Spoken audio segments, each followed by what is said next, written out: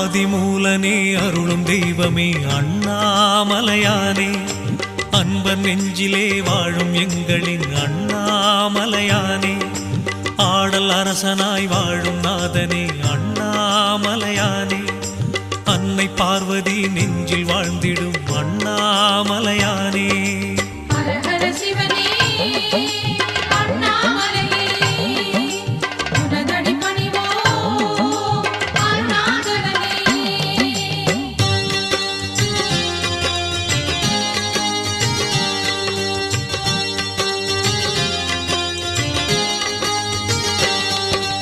ஜோதி ரூபமாய் தோன்றும் தேவனே அண்ணாமலையானே,